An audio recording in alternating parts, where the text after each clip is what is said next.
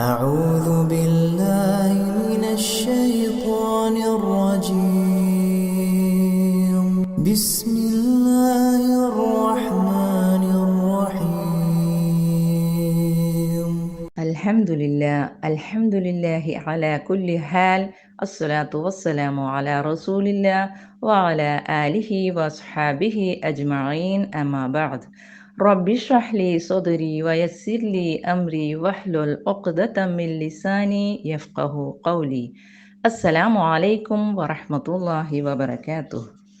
നാം വസിച്ചുകൊണ്ടിരിക്കുന്ന ഈ പ്രപഞ്ചം അത്ഭുതങ്ങളുടെ കരണാക്കടലാണ്. ശാസ്ത്ര സാങ്കേതിക വിജ്ഞാനത്തിലൂടെ ദിനേന നമുക്കത് ബോധ്യപ്പെട്ടുകൊണ്ടിരിക്കുന്നു. എല്ലാം മനുഷ്യനായി ലോകരക്ഷിതാവായ അള്ളാഹു സംവിധാനിച്ചിരിക്കുന്നതാണ്. ഈ പ്രപഞ്ചവും അതിലെ കോടിക്കണക്കായ അവൻ്റെ സൃഷ്ടികളും മനുഷ്യന് സ്വന്തം.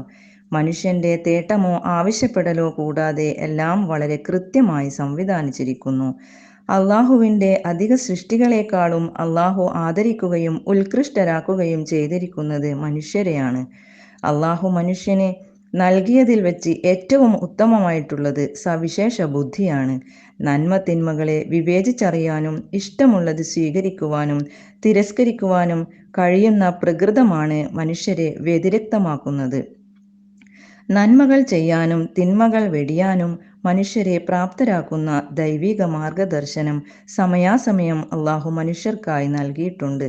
ഈ നിയമങ്ങളിലൂടെ നിയമദാതാവായ അള്ളാഹു ആവശ്യപ്പെടുന്നത് ആരാധനകൾ മുഴുവനും നിഷ്കളങ്കമായി അവന് മാത്രം സമർപ്പിക്കാനാണ്.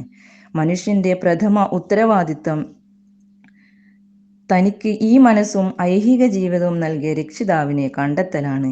എന്നാൽ അതിനൊന്നും ശ്രമിക്കാതെ അശ്രദ്ധയിൽ ജീവിക്കുന്ന മനുഷ്യരെയാണ് അധികമായി നമുക്ക് കാണാൻ കഴിയുന്നത്.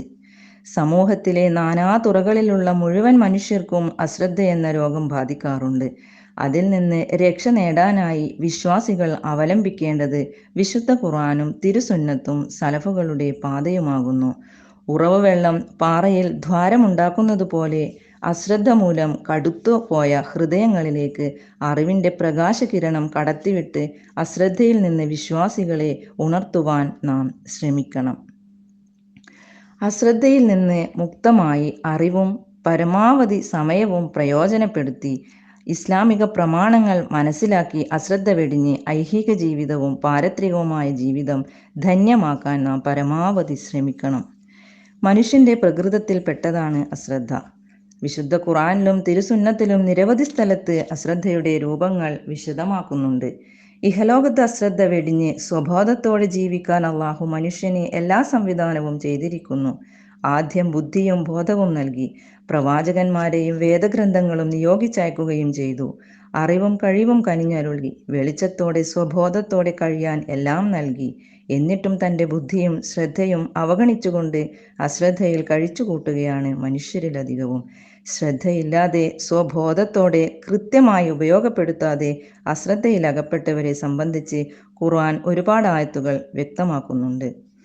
സൂറ കഹ്ഫിലെ 28-ാം ആയത്തിൽ അള്ളാഹു പറയുന്നു: വസ്ബിർ നഫ്സക മഅല്ലദീന യദ്ഊന റബ്ബഹും ബിൽഗദാതി വൽഅശിയ്യി യുരീദൂന വജ്ഹ വലാ തഅദു ഐനാക അൻഹും തുരീദു സീനത്തൽ ഹയാത്തിദ് ദുനിയാ വലാ തുതിഅ മൻ അഗ്ഫൽനാ ഖൽബഹു അൻ ദിക്രിനാ വത്തബഅ ഹവാഹു വകാന അംറുഹു ഫുർത്താ. തങ്ങളുടെ രക്ഷിതാവിൻ്റെ മുഖം ലക്ഷ്യമാക്കിക്കൊണ്ട് കാലത്തും വൈകുന്നേരവും അവനോട് പ്രാർത്ഥിച്ചു കൊണ്ടിരിക്കുന്നവരുടെ കൂടെ നീ നിന്റെ മനസ്സിനെ അടക്കി നിർത്തുക. ഇഹലോക ജീവിതത്തിൻ്റെ അലങ്കാരം ലക്ഷ്യമാക്കിക്കൊണ്ട് നിന്റെ കണ്ണുകൾ അവരെ വിട്ടുമാറിപ്പോകാതിരിക്കട്ടെ.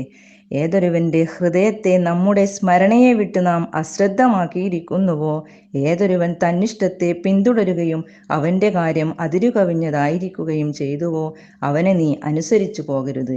അതായത് ആരുടെയും ഇഷ്ടാനിഷ്ടങ്ങൾ നോക്കാതെ അള്ളാഹുവിൽ നിന്നും ബോധനം നൽകപ്പെടുന്ന ഈ ഗ്രന്ഥം പാരായണം ചെയ്യാനും സധൈര്യം പ്രബോധനം നടത്തുവാനും അള്ളാഹു നബി സല്ലല്ലാഹു അലൈഹി വസല്ലമയോട് കൽപ്പിക്കുന്നു.